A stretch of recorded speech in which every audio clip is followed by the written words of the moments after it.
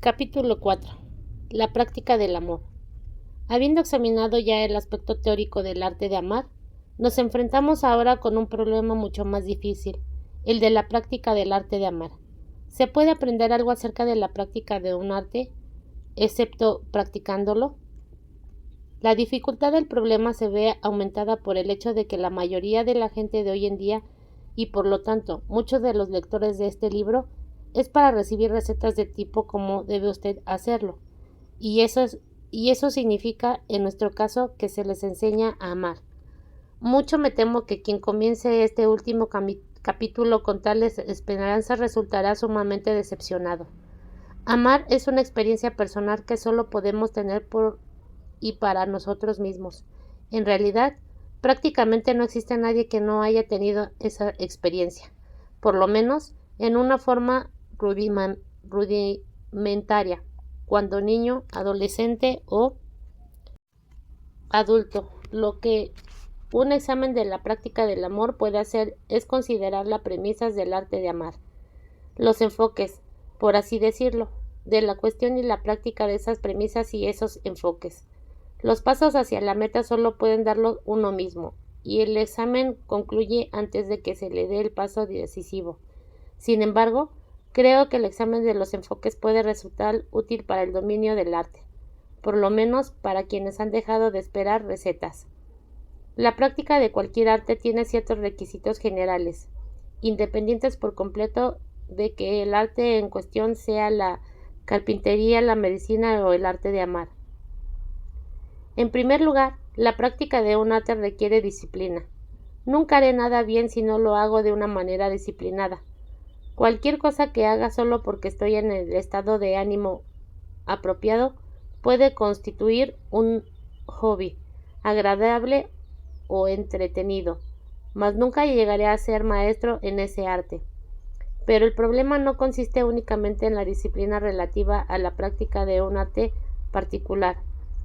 Digamos, practicar todos los días durante cierto número de horas, sino en la disciplina en toda la vida. Podía pensarse que para el hombre moderno nada es más difícil de aprender que la disciplina.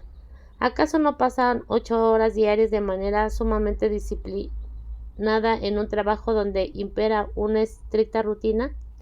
Lo cierto, en cambio, es que el hombre moderno es excesivamente disciplinado fuera de la esfera del trabajo. Cuando no trabaja, quiere estar ocioso.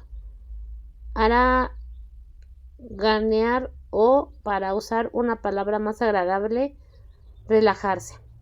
Ese deseo de ociosidad constituye en gran parte una reacción contra la rutinización de la vida.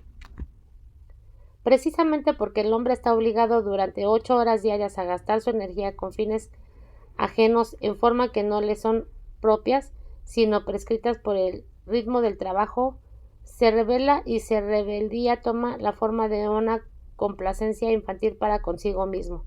Además, en la batalla contra el autoritarismo he llegado a desconfiar de toda disciplina, tanto de la impuesta por la autoridad irracional como la disciplina racional autoimpuesta. Sin esa disciplina, empero, la vida se toma caótica y carece de concentración. El que la concentración es condición indispensable para el dominio de un arte no necesita demostración. Harto bien lo sabe todo aquel que alguna vez haya intentado aprender un arte. No obstante, en nuestra cultura la concentración es aún más rara que la autodisciplina. Por el contrario, nuestra cultura lleva a una forma de vida difusa y desconcentrada, que casi no registra paralelos. Se hacen muchas cosas a la vez. Se lee, se escucha la radio, se habla, se fuma, se come, se bebe. Somos consumidores con la boca siempre abierta, ansiosos y dispuestos a tragarlo todo: películas, bebidas, conocimiento. Esa falta de concentración se manifiesta claramente en nuestra dificultad para estar a solas con nosotros mismos. Quedarse sentado sin hablar, fumar, leer o beber es imposible para la mayoría de la gente. Se ponen nerviosos e inquietos si debe hacer algo en la boca o con las manos.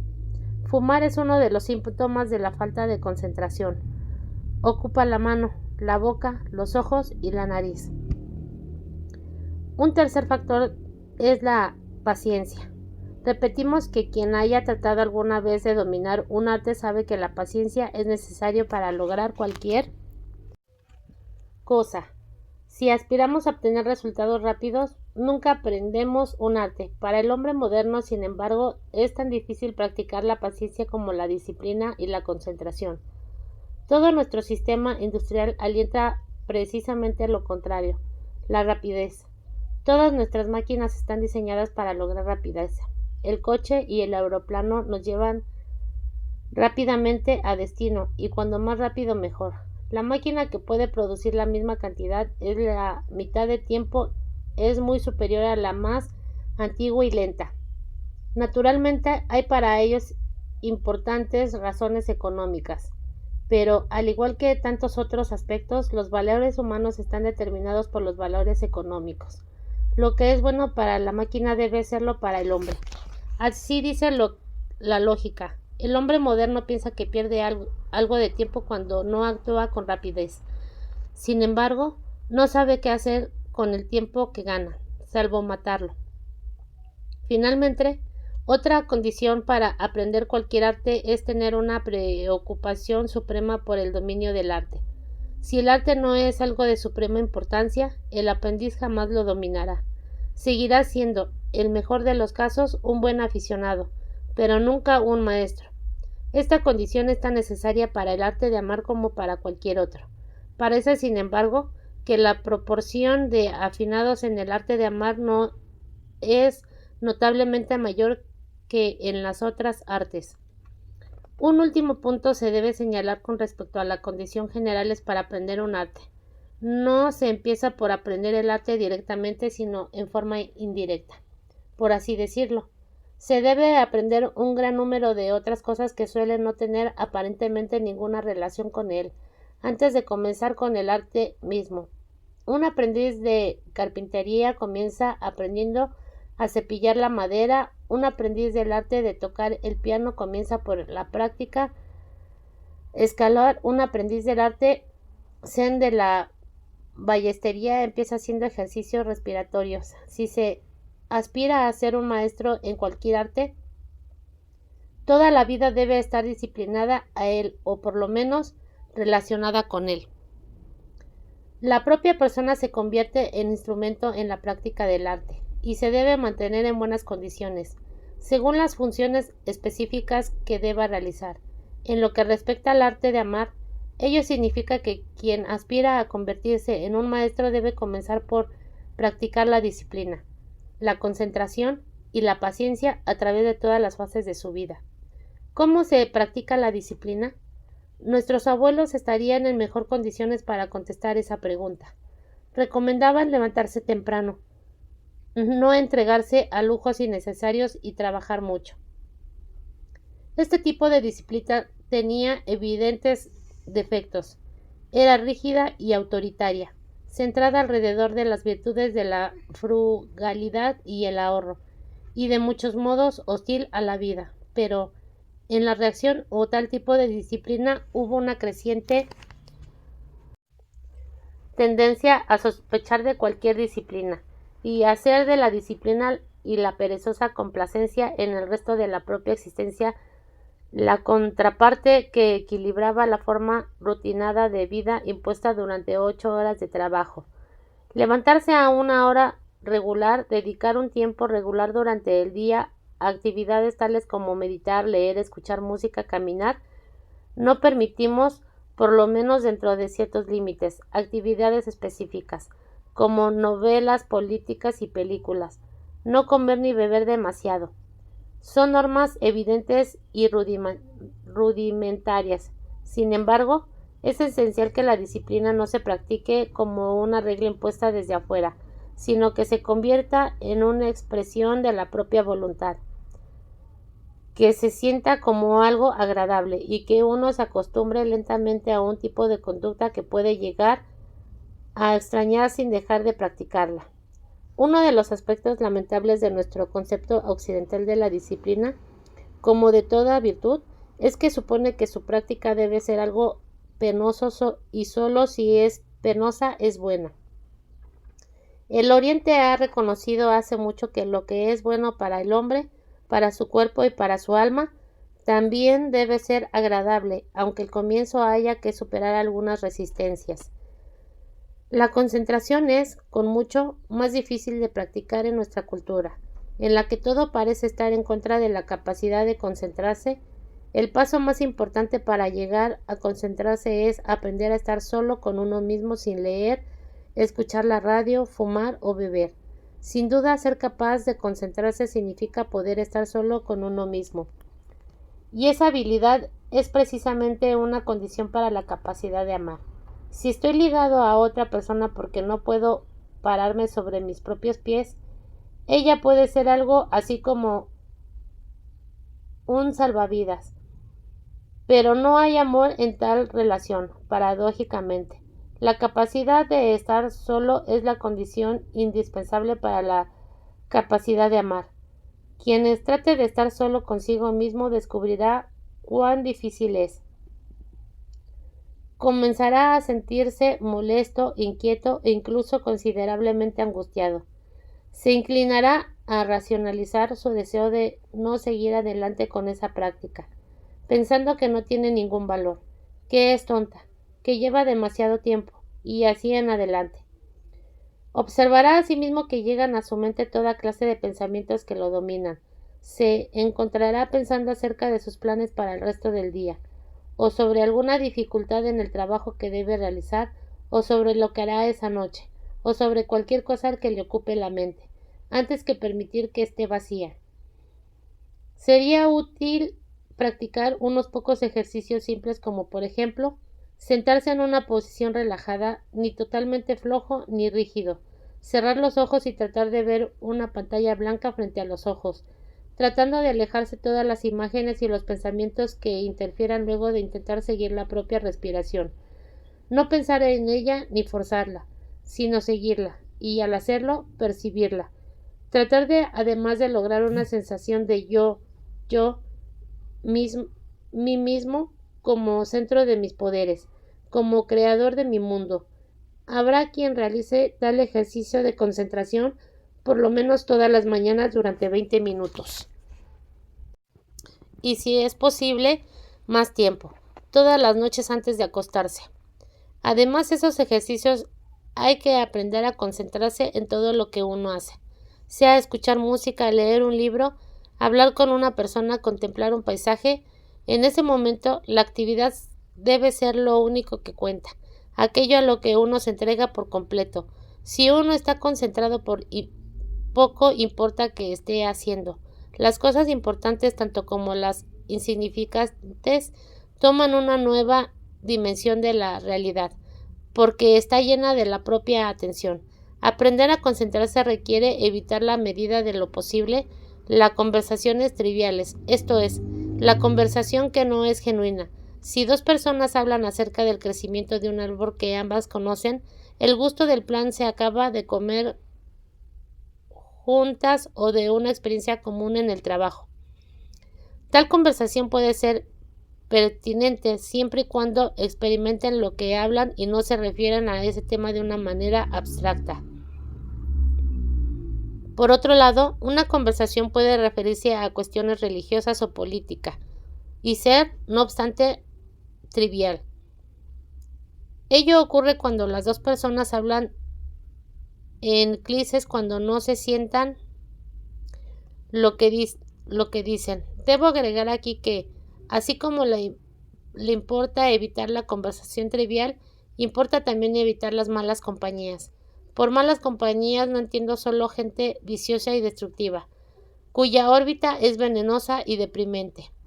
Me refiero también a la compañía de zombies, de seres cuyas almas está muerta, aunque su cuerpo siga vivo, a individuos cuyos pensamientos y conversaciones son triviales, que parlotean en lugar de hablar y que afirman opiniones que son clices en lugar de pensar. Pero no siempre es posible evitar tales compañías ni tampoco es necesario. Si uno no reacciona en la forma esperada, es decir, con clices y trivialidades, sino directas y humanamente descubrirá una frecuencia que esa gente modifica su conducta muchas veces con la ayuda de la sorpresa producida por el choque de lo inesperado.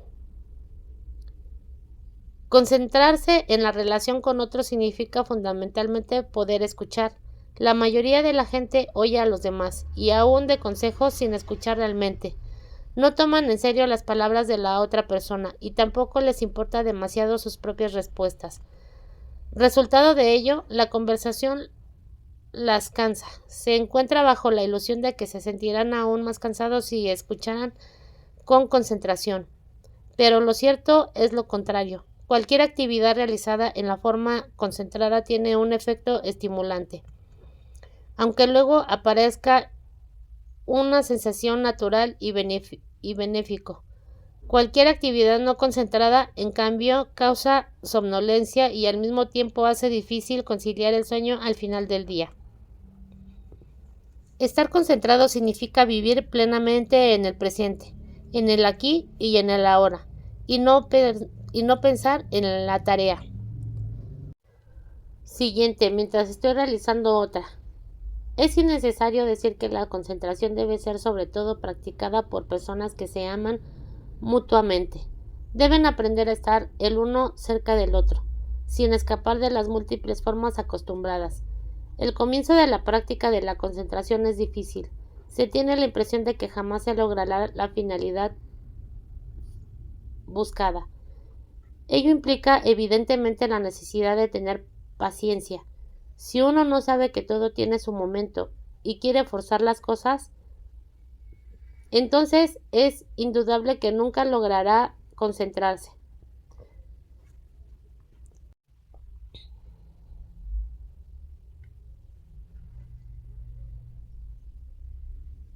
Tampoco en el arte de amar. Para tener una idea de lo que es la paciencia, basta con observar a un niño que aprende a caminar. Se cae, vuelve a caer una y otra vez, y sin embargo, sigue ensayando, mejorando hasta que un día camina sin caerse. ¿Qué no podría lograr la persona adulta si tuviera la paciencia del niño y su concentración en los fines que son importantes para él? Es imposible aprender a concentrarse sin hacerse sensible a uno mismo. ¿Qué significa eso? Que hay que pensar continuamente en uno mismo, analizarse, o que si habláramos de ser sensibles a una máquina no habría dificultad para explicar lo que eso significa. Cualquiera que, por ejemplo, maneje un coche es sensible a él. Advierte hasta un pequeño ruido inusual, a un insignificante cambio de aceleración del motor. De la misma forma, el conductor es sensible a la irregularidad de la superficie del camino, a los movimientos de los coches que van detrás de y delante de él. Sin embargo, no piensa en todos esos factores, su mente se encuentra estando de serenidad vigilante, abierta a todos los cambios relacionados con la situación en la que está concentrado manejar el coche sin peligro. Si consideramos la situación de ser sensible a otro ser humano, encontramos el ejemplo más obvio en la sensibilidad y correspondencia de una madre para con un hijo. Ella nota ciertos cambios corporales, exigencias y angustias antes de que el niño los manifieste abiertamente. Se despierta porque su hijo llora, si bien otro sonido más fuerte no hubiera interrumpido su sueño. Todo eso significa que es sensible a la manifestación de la vida del niño. No está ansiosa ni preocupada, sino en un estado de equilibrio alerta, receptivo de cualquier comunicación significativa proveniente del niño. Similarmente, cabe ser sensible con respecto a uno mismo, tener conciencia, por ejemplo, de una sensación de cansancio o depresión, y en lugar de entregarse a ella y aumentarla por medio de los pensamientos deprimentes que siempre están a mano, preguntarse: ¿qué ocurre? ¿Por qué estoy deprimido? Lo mismo sucede al observar que uno está irritado o enojado o con tendencia a los sueños u otras actividades escapistas. En cada uno de esos casos, lo que importa es tener conciencia de ello y no relacionarlos con mil formas en que es factible hacerlo. Además, estar atentos a nuestra voz interior. ¿Qué nos dice? por lo general inmediatamente porque estamos angustiados, deprimidos, irritados. La persona media es sensible a sus procesos corporales, advierte los cambios y los más significantes dolores. Este tipo de sensibilidad corporal es relativamente fácil de experimentar, porque la mayoría de las personas tienen una imagen de lo que es sentirse bien. Una sensibilidad semejante para con los procesos mentales es más difícil porque muchísima gente no ha conocido nunca a alguien que funcione óptimamente. Toman el funcionamiento psíquico de sus padres y parientes o del grupo social en el que han nacido como norma, y mientras no difieren de ésta se sienten normales y no tienen interés en observar nada. Hay mucha gente, por ejemplo, que jamás ha conocido a una persona amante o a una persona con integridad, valor o concentración. Es notorio que, para ser sensible con respecto a uno mismo, hay que tener una imagen del funcionamiento humano completo y sano. Pero como es posible adquirir experiencia si no se la ha tenido en la propia infancia o en la vida adulta? Por cierto, que no existe ninguna respuesta sencilla a tal pregunta, pero esta señala un factor muy crítico de nuestro sistema educativo. Si bien impartimos conocimiento, estamos descuidando la enseñanza más importante para el desarrollo humano, lo que solo puede impartirse por simple presencia de una persona madura y amante. En épocas anteriores de nuestra cultura, o en la China y la India, el hombre más valorado era el que poseía cualidades espirituales sobresalientes. Ni siquiera el maestro era único o primariamente una fuente de información, sino que su función consistía en transmitir ciertas actitudes humanas. En la sociedad capitalista contemporánea, así como en el comunismo ruso, los hombres propuestos por la admiración y la emulación son cualquier cosa menos arquetipos de cualidades espirituales significativas. Lo que el público admira esencialmente son los que dan al hombre corrientes una sensación de satisfacción sustitutiva. Estrellas cinematográficas, animadores radiales, periodistas, importantes figuras de comercio o el gobierno. Tales son los modelos de emulación. A menudo su principal calificación por esa función es que han logrado aparecer en letras de molde. Sin embargo, la situación no parece totalmente irremediable si se contempla el hecho de que un hombre como Albert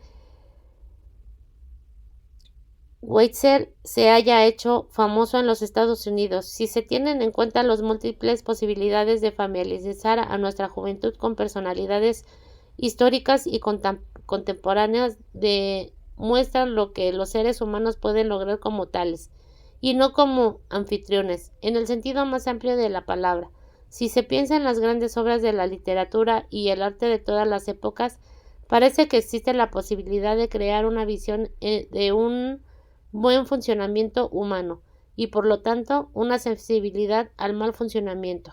Si no logramos mantener viva una visión de la vida madura, entonces indudablemente nos veríamos frente a la posibilidad de que nuestra tradición cultural se derrumbe.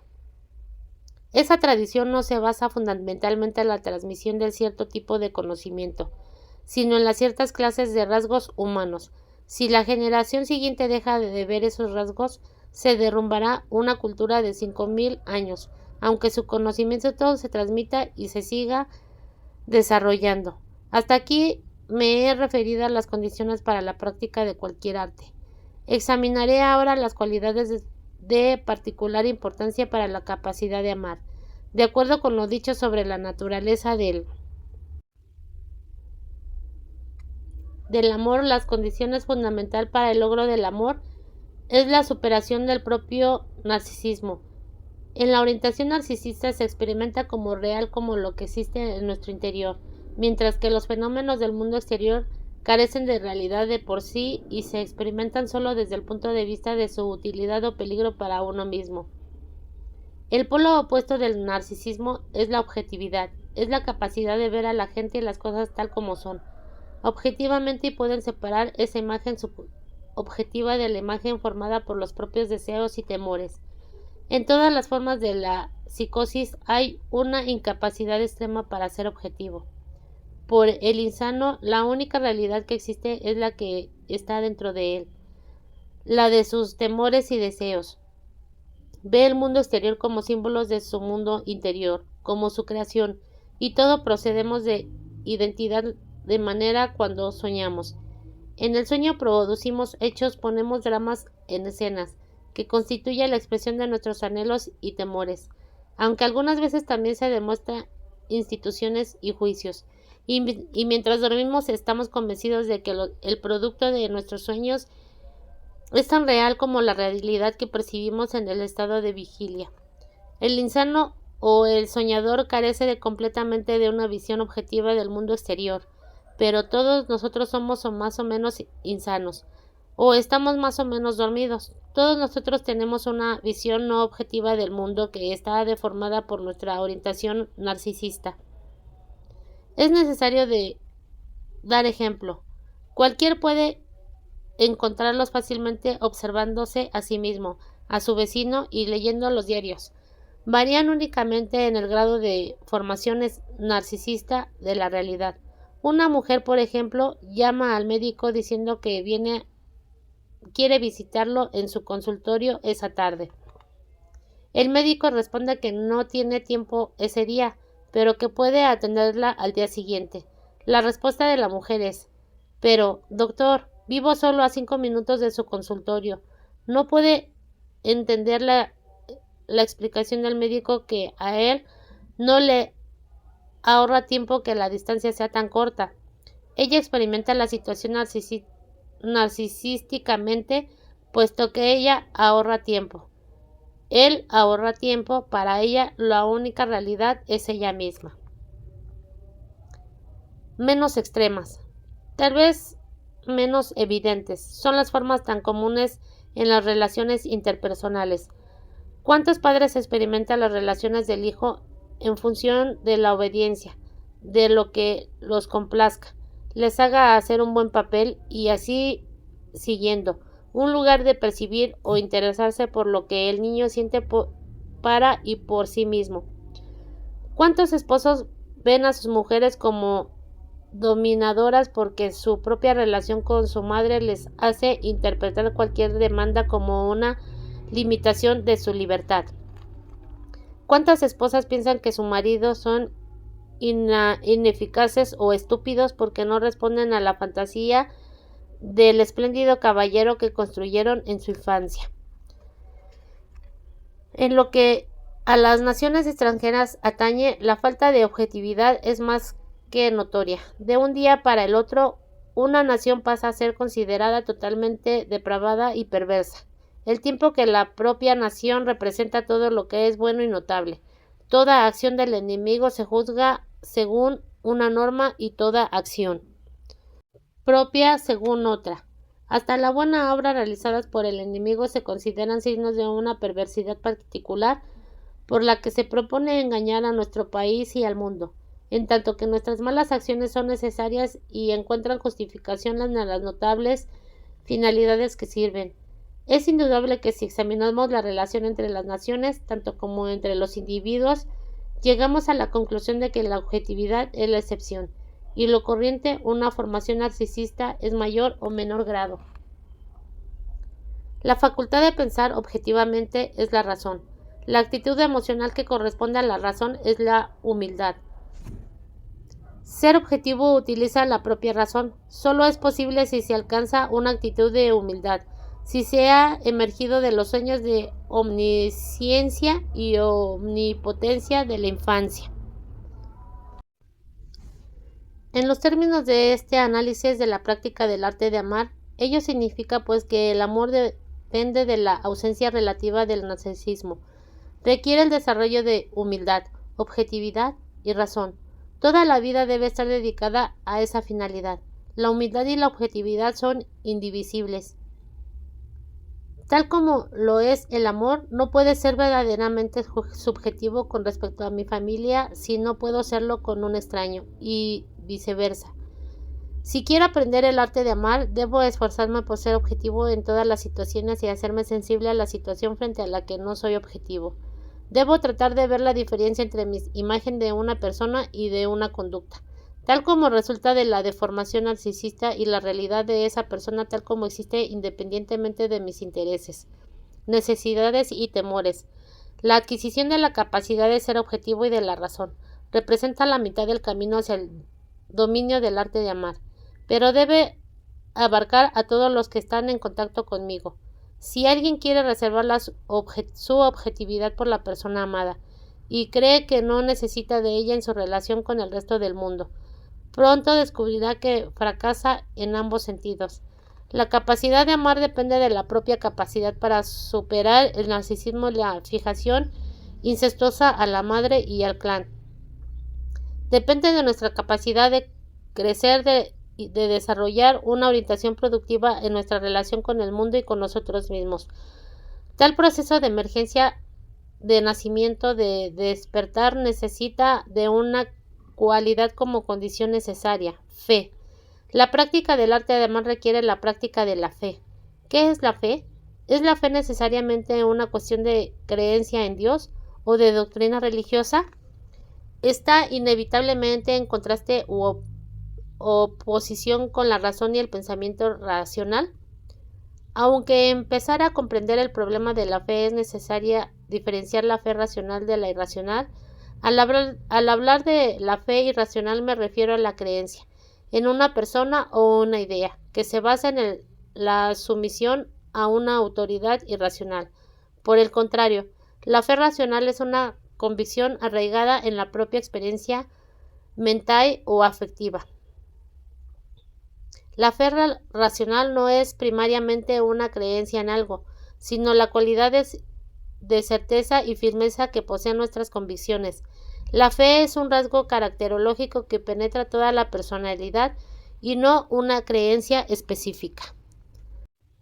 La fe racional arraiga a la actividad productiva intelectual y emocional. Constituye un importante componente del pensar racional, en el que se supone que la fe no tiene lugar. ¿Cómo llega a un científico, por ejemplo, a un nuevo descubrimiento? Comienza haciendo experimentos tras experimento, reuniendo los hechos uno después del otro, sin una visión de lo que espera encontrar. Es excepcional que un descubrimiento realmente importante se haya hecho de esa manera en cualquier terreno. Ni tampoco ocurre que la gente arriba a conclusiones significativas cuando se limita a perseguir una fantasía. El proceso del pensamiento creador de cualquier campo del esfuerzo humano suele comenzar con las podríamos llamar una visión racional, que constituye a una vez resultado de considerables estudios previos, pensamientos reflexivos y observación. Cuando un científico logra reunir suficientes datos o elaborar una fórmula matemática que hace altamente plausible su visión original, puede decirse que ha llegado a una hipótesis de ensayo. Un cuidadoso análisis de la hipótesis con el fin de discernir sus consecuencias y la recopilación de datos de que lo apoyan llevan a una hipótesis más adecuada y quizás eventualmente a su inclusión en una teoría de amplio enlace. La historia de la ciencia está llena de ejemplos de fe en la razón y la visión de la verdad. Copérnico, Kepler, Galileo y Newton estaban imbuidos en una inconmovible fe en la razón. Por ella Bruno murió quemado en la hoguera y Spinoza sufrió la excomunión. A cada paso, desde la concepción de una visión racional hasta la formulación de una teoría. Es necesaria la fe. Fe en la visión de una finalidad racionalmente válida que alcanzar. Fe en la hipótesis como una proposición probable y plaudible y fe en la teoría final, al menos hasta que se llegue a un consenso general acerca de su validez. Esa fe está arraigada en la propia experiencia, en la confianza en el poder de pensamiento, observación y juicio, al tiempo que la fe irracional es la aceptación de algo como verdadero solo porque así lo afirma una autoridad o la mayoría. La fe racional tiene sus raíces en una convicción independiente basada en el propio pensamiento y observación productivos. a pesar de la opinión de la mayoría. El pensamiento y el juicio no constituye el único dominio de la experiencia en el que se manifiesta la fe racional. Es la esfera de las relaciones humanas. La fe es una cualidad indispensable de cualquier amistad o de amor significativos. Tener fe en otras personas significa estar seguros de la confianza e inmutabilidad de sus actitudes fundamentales, de la esencia de su personalidad, de su amor. No me refiero aquí a que una persona no pueda modificar sus opiniones, sino a que sus motivaciones básicas son siempre la misma, que por ejemplo, su respeto por la vida y la dignidad humana sean parte de ella, no algo tornadizo. En igual sentido, tenemos fe en nosotros mismos, tenemos conciencia de la existencia de un yo, de un núcleo de nuestra personalidad que es inmutable y que persiste a través de nuestra vida. No obstante, las circunstancias cambiantes y con independencia de ciertas modificaciones de nuestros sentimientos y opciones, este núcleo constituye la realidad que sustenta a la palabra yo, la realidad en la que se basa nuestra convicción de nuestra propia identidad. A menos que tengamos fe en la persistencia de nuestro yo, nuestro sentimiento de identidad se verá amenazado y nos haremos dependientes de otra gente, cuya aprobación se convierte entonces en la base de nuestro sentimiento de identidad. Solo la persona que tiene fe en sí misma puede ser fiel a los demás, pues solo ella puede estar segura de que será en el futuro igual a los que estoy y por lo tanto de que sentirá y actuará como ahora espera hacerlo. La fe en uno mismo es una condición de nuestra capacidad de mantener, y puesto que, como dice Nietzsche, el hombre puede definirse por su capacidad de prometer. La fe es una de las condiciones de la existencia humana. Lo que importa en relación con el amor es la fe en el propio amor, en una capacidad de producir amor en los demás y en su confianza. Otro aspecto de la fe en otras personas se refiere a la fe que tenemos en la potencialidad de los otros. La forma más rudimentaria en que manifiesta en la fe que tiene la madre en su hijo recién nacido, en que vivirá, crecerá, caminará y hablará. Sin embargo, el desarrollo del niño en ese sentido se produce con tal seguridad que parecería que no es necesaria la fe para estar seguro de él. Algo distinto ocurre con la potencialidad que puede no desarrollarse, la de amar, ser feliz, utilizar la razón y otras más específicas. El talento artístico, por ejemplo, son las semillas que crecen y se manifiestan si se dan condiciones apropiadas por su desarrollo y que pueden ahogarse cuando estas faltan. De tales condiciones, una de las más importantes es de la persona de mayor influencia en la vida del niño. Tengan fe en esas potencialidades. La dicha fe es lo que determina la diferencia entre la educación y la manipulación. Educación significa ayudar al niño a realizar sus potencialidades, lo contrario de la educación de la manipulación, que se basa en la ausencia de fe. En el desarrollo de las potencialidades y de la convicción de un niño será como corresponde solo si los adultos le inculcan lo que es deseable y suprimen lo que parece indeseable. No hay necesidad de tener fe en el robot, puesto que tampoco hay vida en él. La fe en los demás culmina en la fe de la humanidad. En el mundo occidental, esa fe se expresa en términos religiosos en la religión judeocristiana y en lenguaje secular tiene una expresión más poderosa en la idea de política y social humanística de los últimos 150 años. Al igual que la fe en el niño, se basa en la idea de que la potencialidad del hombre son tal que, dudas las condiciones apropiadas, podrán construir un orden social gobernado por los principios de igualdad, justicia y el amor.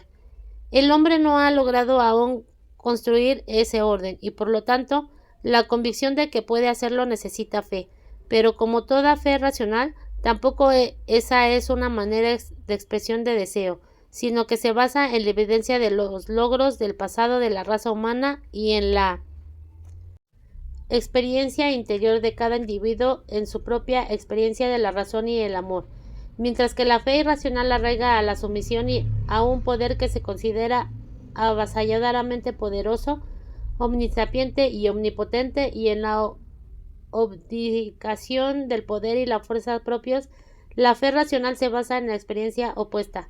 Tenemos fe en una idea porque es el resultado de nuestras propias observaciones y nuestro pensamiento. Tenemos fe en la potencialidad de los demás, en la nuestra y en la de la humanidad. ¿Por qué? Y solo en esa medida hemos experimentado el desarrollo de nuestras propias potencialidades, la realidad del crecimiento de nosotros mismos, la fuerza de nuestro propio poder del amor. La base de la fe racional es la productividad. Vivir de acuerdo con nuestra fe significa vivir productivamente. Se deduce de ello de la creencia en el poder en el sentido de dominio, y en el uso de poder sustituye el reverso de la fe. Creer en el poder que existe es lo mismo que creer en el desarrollo de la potencialidad aún no realizadas.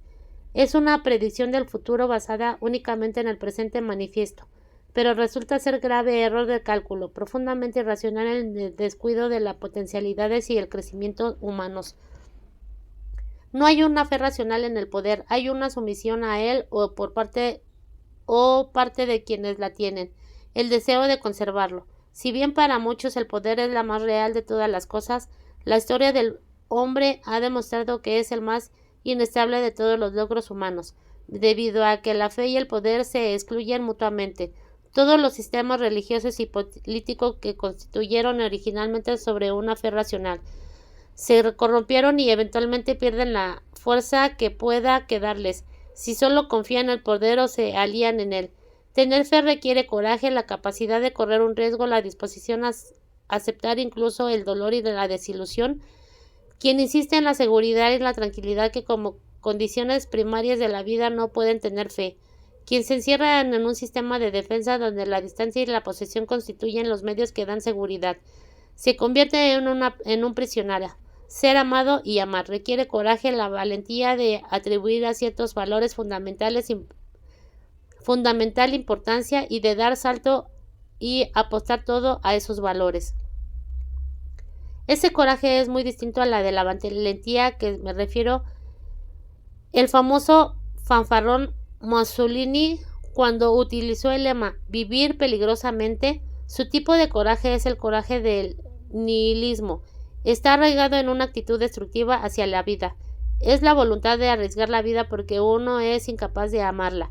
El coraje de la desesperación es lo contrario del coraje del amor. Tal como la fe es el poder, es el opuesto de la fe en la vida.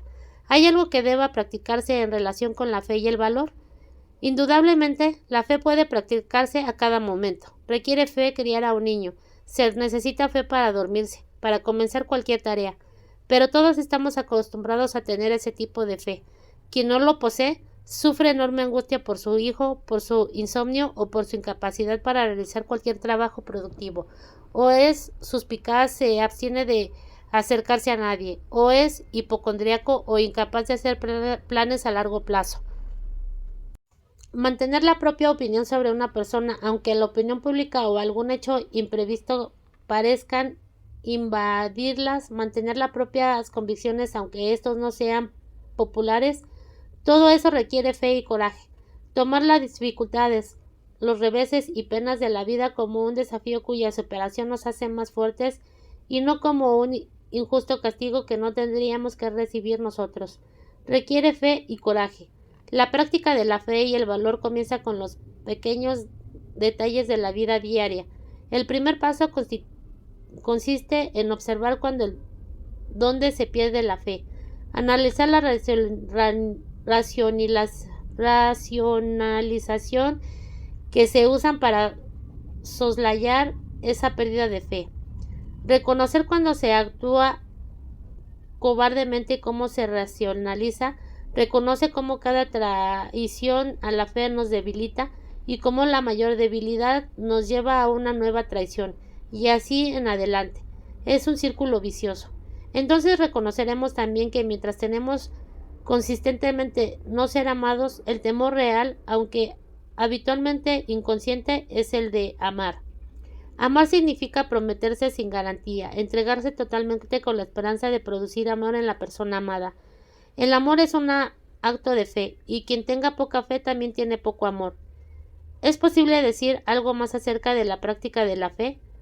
Quizás otros podrían hacerlo. Si yo fuera poeta o predicador, podría intentarlo. Pero puedo que no soy ni uno ni lo otro. No puedo ni siquiera intentar decir algo más sobre la práctica de la fe. Pero estoy seguro de que cualquier realmente interesado puede aprender a tener fe como un niño aprende a caminar. Una actitud indispensable para la práctica del arte de amar, que hasta ahora solo hemos mencionado de modo implícito. Debe examinarse explícitamente ahora, pues es fundamental la actividad. He dicho antes que actividad no significa hacer algo, sino una actividad interior. El uso productivo de los propios poderes. El amor es una actividad. Si amo, estoy en un constante estado de preocupación activa por la persona amada, pero no solo por ella, porque seré incapaz de relacionarme activamente en la persona amada si soy perezoso, si no estoy en constante estado de conciencia, alerta y actividad.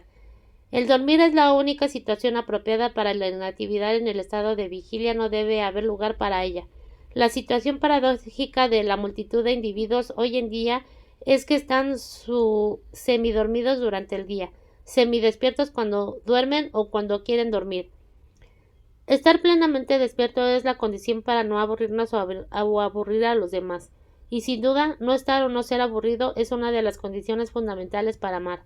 Ser activo es el pensamiento en el sentimiento con los ojos y los oídos durante todo el día, evitar la pereza interior, sea que ésta signifique mantenerse receptivo, acumular o meramente perder el tiempo. Es condición indispensable para la práctica del arte de amar. Es una ilusión creer que puede dividir la vida en forma tal que uno sea productivo. Es la esfera del amor e improductivo en los demás. La productividad no permite una tal división del trabajo. La capacidad de amar exige un estado de intensidad, de estar despierto, de acrecentada vitalidad, que solo puede ser el resultado de una orientación productiva y activa en muchas otras esferas de la vida. Si no se es productivo en otros aspectos, tampoco se es productivo en el amor. El examen del arte de amar no puede limitarse al dominio personal de la adquisición y desarrollo de las características y aptitudes que hemos descrito en este capítulo. Está inseparablemente relacionado con el dominio social. Si amar significa tener una actitud de amor hacia todos, si el amor es un rasgo caracterológico, necesariamente debe existir no solo en las relaciones con la propia familia y los amigos, sino también para con los que están en contacto con nosotros a través del trabajo, los negocios, la profesión. No hay una división del trabajo entre el amor a los nuestros y el amor a los ajenos. Por el contrario, la condición para la existencia del primero es la existencia del segundo. Comprender esto seriamente sin duda implica un cambio bastante drástico con respecto a las relaciones sociales acostumbradas. Si bien se habla mucho del ideal religioso del amor al prójimo, nuestras relaciones están de hecho determinadas en el mejor de los casos por el principio de equidad.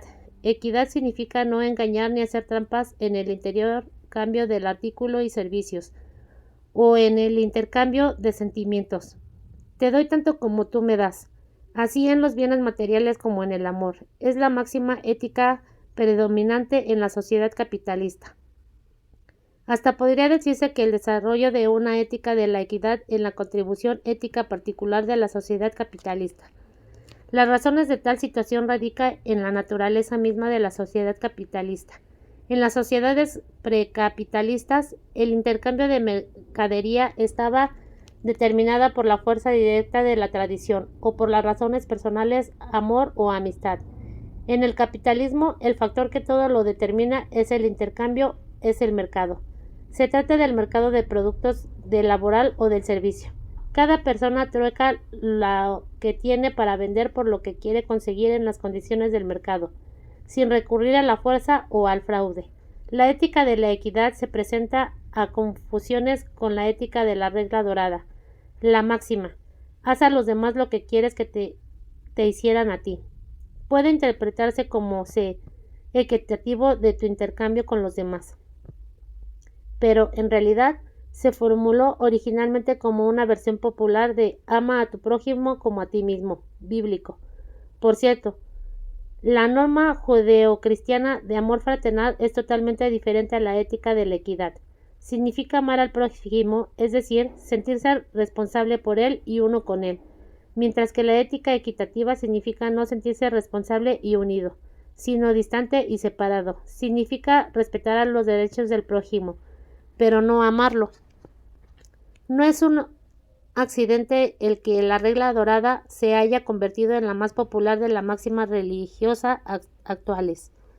Obedece ello a que es susceptible de interpretarse en términos de una ética equitativa que todos comprenden y están dispuestos a practicar, pero la práctica del amor debe comenzar por el reconocer la diferencia entre equidad y amor.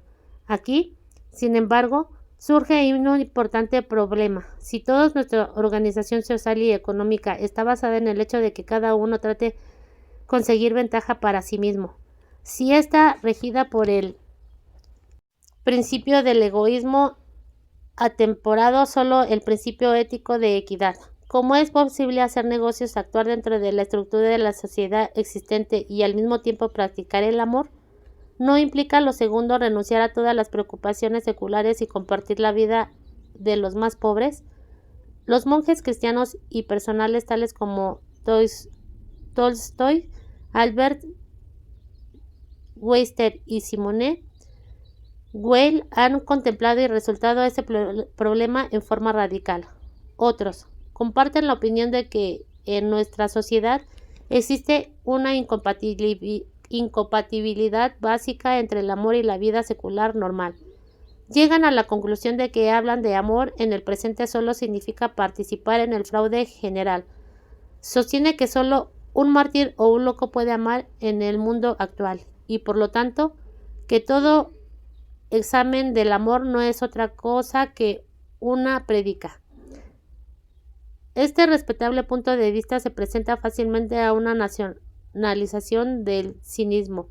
En realidad, es implícitamente compartido por la persona corriente que siente. Me gustaría ser un buen cristiano, pero tendría que morirme de hambre si lo tomara en serio.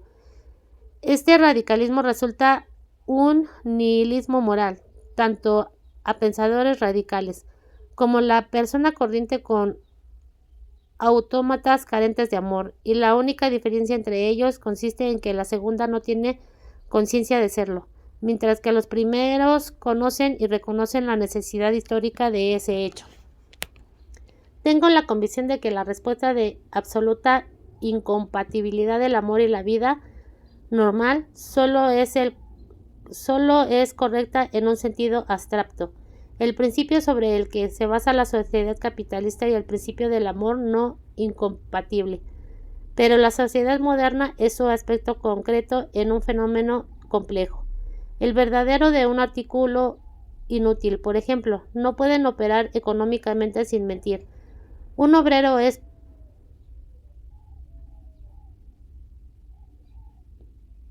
puede operar económicamente sin mentir. Un obrero especializado, un químico o un médico puede hacerlo de manera similar. Un granjero, un obrero, un maestro y mucho tipo de hombres de negocios pueden tratar de practicar el amor sin dejar de funcionar económicamente. Aun si aceptamos que el principio del capitalismo es incompatible con el principio del amor, debemos admitir que el capitalismo es, en sí mismo, una estructura compleja y continuamente cambiable, que incluso permite una buena medida de disconformidad y libertad personal. Con esa afirmación, sin embargo, no deseo significar que podemos esperar que el sistema social actual continúe indefinidamente y al mismo tiempo confiar en la realización del ideal del amor hacia nuestros hermanos. La gente capaz de amar es el sistema actual, constituye por fuerza la excepción. El amor es inevitablemente un fenómeno marginal en la sociedad occidental contemporánea, no tanto porque las múltiples ocupaciones no permiten una actitud amorosa, sino porque el espíritu de una sociedad dedicada a la producción y a vida de artículos en tal que solo el no conformista puede defenderse de ella con éxito. Lo que se preocupan seriamente por el amor como única respuesta racional del problema de la existencia humana. Deben entonces llegar a la conclusión de que para que el amor se convierta en un fenómeno social y no en una excepción individualista y marginal, nuestra estructura social necesita cambios importantes y radicales. Dentro de los límites de este libro, solo podemos conseguir la dirección de tales cambios. Nuestra sociedad está regida por una burocracia administrativa, por políticos profesionales. Los individuos son movidos por sugestiones colectivas. Su finalidad es producir más y consumir más, como objetivo en sí mismos. Todas las actividades están subordinadas a metas económicas. Los medios se han convertido en fines. El hombre es un autómata, bien alimentado, bien vestido, pero sin interés fundamental alguno en lo que constituye su cualidad y función peculiarmente humana. Si el hombre quiere ser capaz de amar, debe colocarse en su lugar supremo. La máquina económica debe servirlo, en lugar de ser el que esté a su servicio. Debe apacientarse para compartir la experiencia del trabajo en vez de compartir. En el mejor de los casos, sus beneficios, la sociedad debe organizarse de tal forma que la naturaleza social y amorosa del hombre no esté separada de su existencia social, sino que se una a ella. Si es verdad, como se ha tratado de demostrar, que el amor es la única respuesta satisfactoria al problema de la existencia humana, entonces toda la sociedad que excluya relativamente el desarrollo del amor a la larga permanece a causa de su propia contradicción con la necesidad básica de la naturaleza del hombre. Hablar del amor no es predicar, por la sencilla razón de que significa hablar de la necesidad fundamental y real de todo ser humano. Que esa necesidad haya sido oscurecida no significa que no exista. Al analizar la naturaleza del amor, es descubrir su ausencia general del presente y criticar las condiciones sociales responsables de esa ausencia. Tener fe en la posibilidad de amor como un fenómeno social y no solo excepcional e individual, es tener una fe racional basada en el compromiso de la naturaleza misma del hombre.